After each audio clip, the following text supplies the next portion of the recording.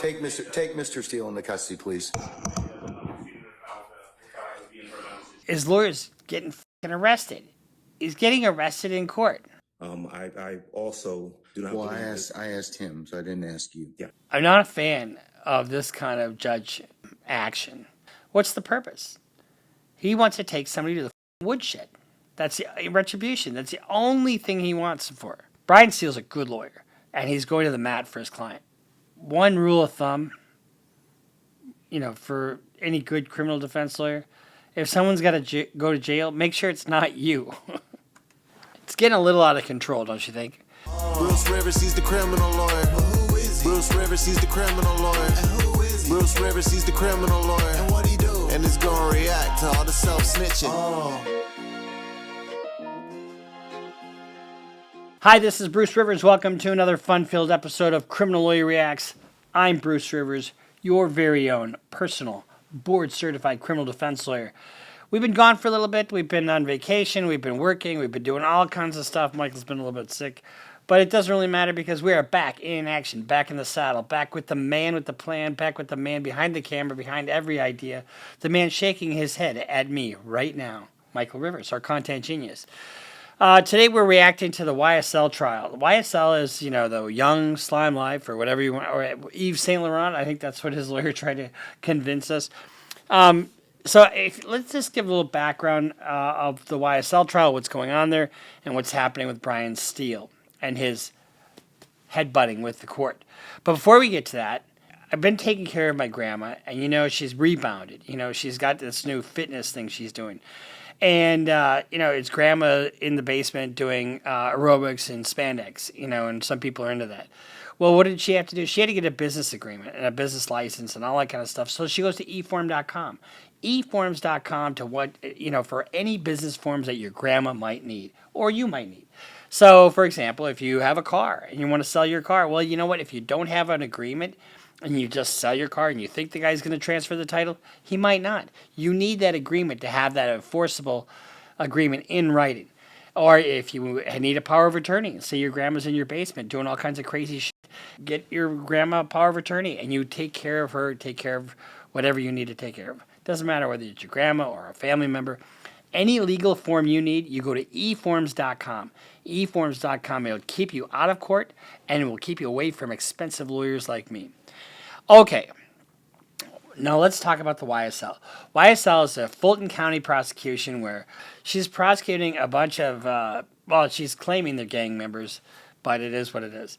And I think there's like 20 some, or I don't know how many are left, but there's quite a few. A lot of them pled, but a lot of them are left. So, and it's a RICO case. So there's various different kinds of overt acts related to this RICO prosecution. Murder, drugs, assault, theft, a whole host of things. Well, so what happens when you have a gang trial like this? Nobody wants to testify. And if they do testify, they want to get something for it. If they're going to cooperate, they got to get paid, right? And paid means less time on another case usually. They had this witness testifying, Lil Woody, I think is his name, Kenneth Copeland. And he's testifying, but he's kind of not really being cooperative on the stand. And then he tries to take the fifth. And we're going to play a little bit of his stuff a little bit later to show you what this is about. But apparently they had some kind of in-chambers conversation with either him or another witness. But they had an in-chambers conversation. They did not notify the defense. And whatever the issue was, whether it's a safety issue or if it's a right to counsel issue, the prosecutor and the judge went into chambers, had an in-chambers conversation with a witness that was already sworn in and didn't tell the defense. We're going to watch how Brian Steele gets pissed off here, and he should have gotten pissed off. So, I'm just not a fan of doing things outside the presence of either party. But it's called ex parte. That's what they call when you have an ex parte communication. That means the other party is not there. So, and keep in mind that Young Thug has been in custody for 2 years. 2 years. and he hasn't been convicted of a thing. I'm not a fan of this judge. At the beginning of this, I didn't really take a position on, but when you have a jury selection that takes 10 fucking months, it shouldn't take that long. You do this in federal court, maybe a week, maybe a month because of all the defendants. Judge is just not really taking charge. But let's watch this and see what happens. Brian Steele's a good lawyer, and he's going to the mat for his client. All right. Mr. Steele, before I recessed, I asked you, how did you get this information? And The defense is about to make a motion for a mistrial based on this in-camera review. And what this is basically is an in-camera review is where the judge it can be documents, but has a sworn witness who's already been on the fucking stand and doesn't notify the defense that we're doing this review of the witness and questioning the witness after they've been sworn in camera. And it is not covered by work product. There's only one way you could have gotten it. So I'm going to ask you again. And I respect that. And So what the judge is basically saying here is, okay, because he says, I know you've had this conversation. I know that Kenneth Copeland was in your chambers with the prosecutor, and I want to know why we weren't informed of that, why we weren't part of that, and this is a witness that's already been sworn, it's been on the stand. What the fuck? I mean, that's basically Brian Steele's attitude. Gives me no joy, but as you know, Georgia Rule of Professional Conduct, please check me. Rule 1.6, comment 5 reads, and this is what I have. 1.6. I know what the rule says, but here's the thing. Well, let me just. You need to please tell me who you got it from. I'm not asking you sum and substance of anything as of yet, okay? But I need you to tell me how you got the information. So we're going on a 1.5-year prosecution, just about. There's just no way this trial should take this long. No way. And now this judge is getting animated with Brian Steele. So the issue, there's two issues here as I see it. One, is Young Thug being denied presence at a critical stage of the proceedings? And it really is kind of a critical stage. And does the judge have the power to issue an order ordering defense counsel to disclose how he obtained certain information, or if it's protected by some privilege, like work product privilege? And that's what the 1.6 comment 5, that's what Brian Steele is talking about, that this is protected work product. If you don't tell me how you got the information, I'm going to hold you in contempt. I understand, and I don't want to be held in contempt. And I don't want to hold you in contempt, but this is so sacrosanct to have a conversation in my chambers parroted to you and others. So the way the judge said this tells me that Brian Steele knows what he's talking about, and he has accurate information. It is that serious. Yeah, and that's why I raised it. It is that serious that we should have been there, and it shouldn't have happened. Sir, that's a whole separate issue, and that's why ex parte conversations are recorded. Why would it be ex parte? You're acting like it's ex parte under seal. It's ex parte because that's what the state asked me to do. It's just like when you asked me for an ex parte conversation. So let's talk about ex parte. Ex parte means, okay, we have an issue with a witness, and judge, I want you to review this, but we don't want the other side there. Sometimes I've had situations where I've had ex parte communication with the court. For example, when you have multiple defendants and you are moving for severance and you have defenses that are antagonistic to each other, in other words, the defenses are going against each other, but you don't want to reveal your strategy to the other side, which you don't have to do, well, then you can ask for an in-camera review and have an ex parte communication with the judge. That's totally legitimate. But with a witness that's already been sworn, anything that comes out of that witness's mouth should be disclosed to the defense. And that's why Brian Steele's getting all animated. Never asked this honorable court or any court to meet with me and a witness. Sir, you're straying off the issue. I'm not. The issue is, how did you, who? You can tell the judge is getting frustrated. He's like, just fucking tell me. How did you get this information? I understand the issue. I promise you, I understand it. But what I'm trying to ask you is, if you look at comment 5, this is how I understand the law. They're talking past each other. Can you see that? I mean, he already knows the rule. You know, blah blah blah. You can't violate something and then use privilege. Okay? I'm not violating anything. Okay, but that's why I'm saying, how did you get the information? But just listen to what I'm trying to tell you. You're threatening me with contempt. The privilege in 1.6 would occur if you were in the right place, right time to begin with. You weren't. Let me tell you. I'm just reading from it. But if I'm reading it wrong, I'm not trying to. It says 1.6 applies not merely to matters communicated in confidence by the client, but also to all information gained in the professional relationship, whatever its source. So you're asking me to break, you're ordering me, maybe. You're asking me, I'm not saying you're ordering me, but to give you information, and you're saying it's not substance, but I'm telling you I can't do that under the bar rule. All right, well, I'm going to hold you in contempt. And It seems to me that there would be a less onerous sanction than jailing the chief defendant's lawyer. You can think about it. 5 o'clock today, we'll see where you are at that stand on that point.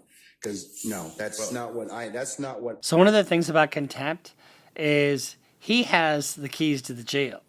He can purge the contempt by disclosing, but is he violating some of the rule by disclosing? Brian Steele seems to think that he is. I understand the rule to be. I've not asked you sum and substance of what was said. I asked you how you got it. You can't do that. Yes, you can, because I have an idea how you got it.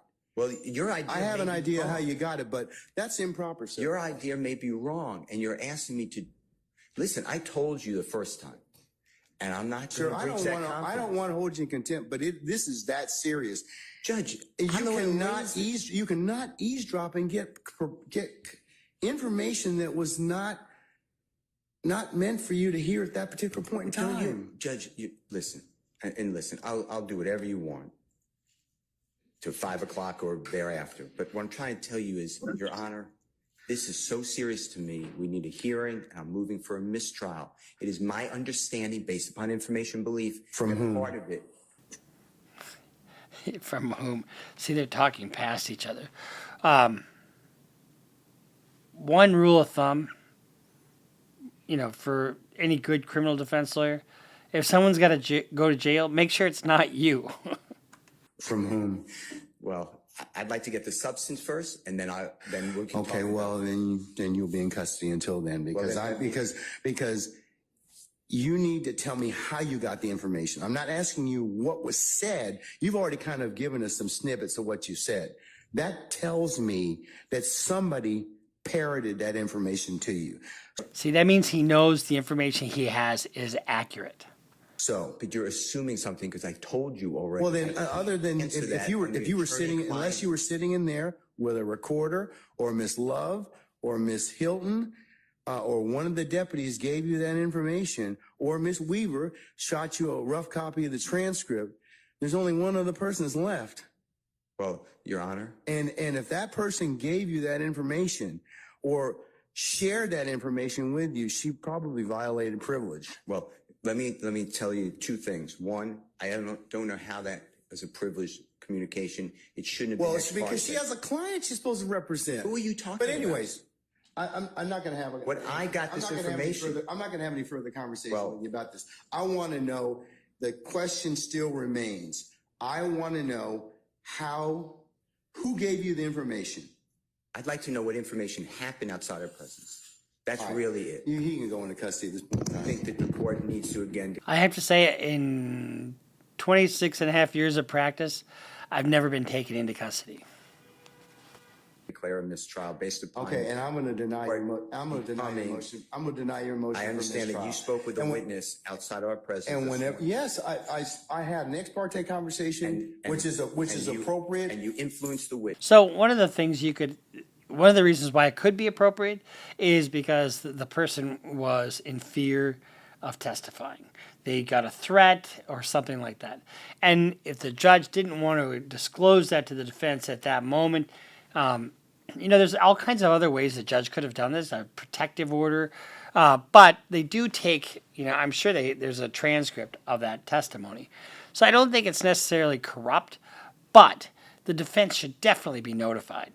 The witness based on information belief, and I'd like to have that all on the record. All right. I mean, I don't know why that's so hard to do. If nothing happened bad, that's fine. But you're acting like, tell me who it is and don't talk about the substance. Why can't we have an issue that was outside of presence? It should not have been. Because you got some information that you shouldn't have gotten. Why? Well, we can. That's for another day. But why? Okay, Why that's for didn't we another exclude day. in the first place? I didn't know about this. So That's I raised for it another before the day. court. So I raised it as soon as we found out about it. well, I gave you the case I'm relying on. I assume you read it. If you didn't read it, you should read it. It's a material part, a critical part of the case. When a judge speaks with a witness outside the presence of the accused, the court has said it's right there in Division 2. okay. That is a material or critical part of the case, and it's an automatic reversal. Mr. Steele. And what he's talking about there is, if it's a critical or material part of the case, the defendant has a right to be present. And any statement made by that witness is certainly subject to cross-examination and disclosure to the defense. But you're acting like it's Mr. Steele, private. that is not that is not the case when somebody discloses information in a ex parte conversation that one of the parties lawfully asked me to hold. You're not supposed to have communication with a witness who's been sworn. That I'm not telling you. I'm just saying if you read I'm assuming you read it. That's what it says. And you did it supposedly. Does the state wish to be heard? You said it supposedly. Yes, Your Honor. And what I'm trying to get to is What I don't get here is why Brian still keeps talking. I mean, you can tell the judge is intransigent on this issue. He's not going to budge.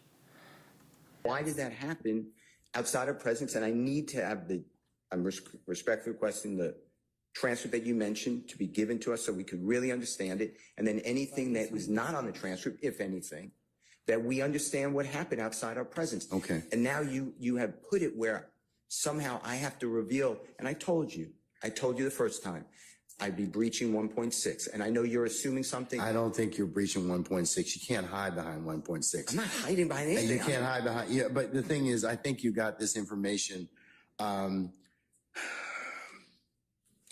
Somebody disclosed it to you, and that's the only way you could have gotten it. It's probably a little nuts, lawyer, my guess. What I got.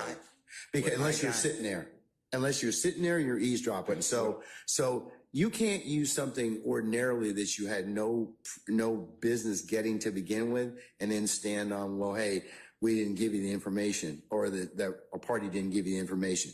So I think the judge is wrong there. I think that Brian Steele is right, that under 1.6, comment 5, if he's got material evidence or information, he doesn't have to disclose it to the judge. The judge just wants it because he wants to make sure that he can take whoever gave him the information to the woodshed. Honor, but that's the issue, isn't it? well, Why aren't we I'll entitled to the that's But isn't that the issue? that needs to be told. But But, do you but have right anything you want? now, we don't know Mr. Steele. why we were excluded from that. Mr. Steele, and I want that information stop. because Just Mr. stop. Williams' constitutional right under Just the stop. Georgia Constitution. Just stop at this point in time, because Article 1, Section 1, because paragraph you've 12. already said that. You've already The said Georgia that. Constitution, and we have the right to be present. All right, Mr. I mean, one of the things he's doing is making a record. He's making a record of his motion. And he's making a record of the ex parte communication that the judge had, and that his client wasn't included. We're not waiving anything. Yes, madam, Ms. Lowe. He essentially gets 20 days. He's going to have to do it on the weekends, 10 weekends, 2 days. That's what the judge, or up to 20 days. But then he had other lawyers that chimed in. Let's see what the other lawyers had to say. Contempt, if the court continues in that position, that leaves Mr. Williams represented, at least at this juncture, by myself. That puts me in a position of making sure the court is aware that I'm in receipt of the same information that Mr. Steele received. Really? Well, if everybody's in receipt of it and nobody disclosed it, is the judge going to put like 20 lawyers in the fucking hoosegow? I mean, the judge really needs to rethink what he just did there. I'm of the same opinion that the court has engaged in behavior that I believe compromises and corrupts the continuation of this trial. I do believe that we are entitled to and should receive a copy of the transcript so that a full investigation can be made as to what we believe has occurred here. And so I take the same position as Mr. Steele. I am asking for a mistrial, as he did previously, and I'm telling the court that I do not believe that we can proceed at this point based upon the information that we've received. All right, sir. And frankly, I don't believe the state has any say in that. My statements are in regards to my representation of Mr. Williams, and if Mr. Steele is going to be held in contempt, I have exactly the same position. I also do not. Well, I asked him, so I didn't ask you. Yeah. So, but I'm not a fan of this kind of judge action, because being strong-handed against a lawyer, what's the purpose in the judge asking for this information or demanding or ordering this information?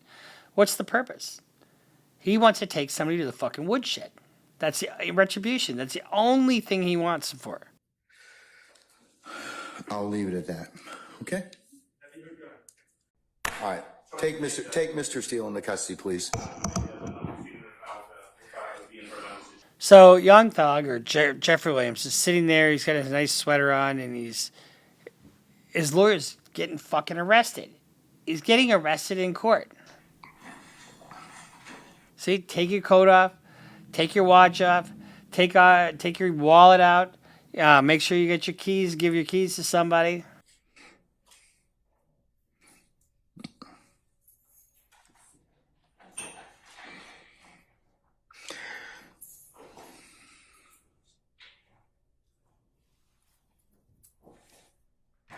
This is just wrong. During the middle of a trial, you take the defense, and it's not like the defense lawyer did anything bad in terms of outrageous conduct. My client should go right to fucking jail!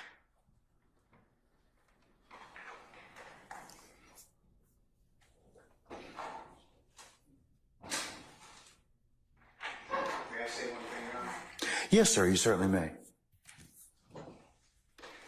You're a cunt. No, I'm just kidding. Mr. Williams does not wish to go forward without me being here. You are removing me against his will, my will. You're taking away his right to counsel.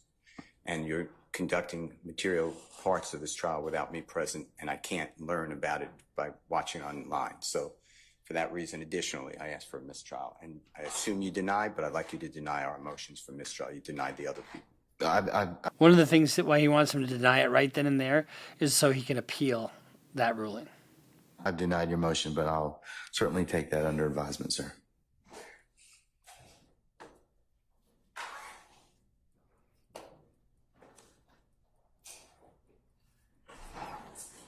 We're going to be in recess for the next 5 minutes. I just can't believe he did that, because he wouldn't reveal the source of who gave him the information about this particular witness going in chambers and having an ex parte communication. That can be, it can happen, and it can happen for a legitimate purpose. But at the very least, the judge should have said, look, I don't want you to tell your client, but here's what's going on. We're going to have a little in-chambers conference. We're going to make a transcript. At some point, we'll make this available to you. And I don't think that the judge was proper in demanding that he disclose of what Brian Steele knew or how he got that information. I'm not the only one here. There's quite a few other lawyers that want to be present in the court. There's about 20, 25. The challenge is I have space allocations, as I told you. So Essentially, there's 20 or 25 lawyers that want to come in and speak out on behalf of Brian Steele. And that can be kind of powerful. If all of a sudden you're really offending the defense bar, you know, one of the things that the judges or the lawyers can do is remove a judge for cause or depending upon your jurisdiction. You know, here in Minnesota, we can remove a judge for any or no reason, once. And you got to be careful when you use that because you could get a worse judge sometimes. So, where are things at with Mr. Steele? Well, Colette Steele, his wife, I think it's his wife, filed a notice of appeal, also a motion to set aside the contempt, purge the contempt. I don't think this was the right thing for the judge to do. I think the judge was getting vindictive because he thought that something inappropriate happened. Maybe it did, maybe it didn't. But understand the indignation that Mr. Steele is experiencing. Because here you have a witness that's been sworn. There's been some testimony that's been taken. Now you take this witness, bring him into the judge's chambers, and you're not being given a transcript of what they fucking talked about? I mean, how do we not know that the judge is intimidating that witness with jail if he doesn't testify a certain way? And this is all about Kenneth Copeland, you know, Lil Woody, or Nut, as he's known to his buddies, about whether or not he is going to testify and, you know, about him cooperating and that kind of thing. Now, keep in mind that his lawyer was in that meeting. No doubt in my mind that his lawyer is the one that disclosed this to Mr. Steele. And Mr. Steele isn't coughing her up. So they're going to have a hearing on this on the 25th of June to determine whether Miss Bumpus, this fine fired lawyer, but she's going to be, you know, probably questioned by the judge. And if she doesn't answer him appropriately, the judge is going to hold her in contempt. And then she goes to jail. It's getting a little out of control, don't you think? So we'll see you next time here at Criminal Lawyer Reacts. I'm Bruce Rivers, supported by, by all you guys. We really appreciate the support. So follow us on Instagram, follow us on Twitter, sign up for Patreon, and we'll see you next time here on Criminal Lawyer Reacts. Bruce Rivers just broke down your case. He know all the charges that you about to face. You ain't coming home till 2058. That self-snitching gon' get you put away. Bruce Rivers just broke down your case. He know all the charges that you about to face. You ain't coming home till 2058. That self-snitching gon' get you put away. 23-hour lockdown, please, is that my God.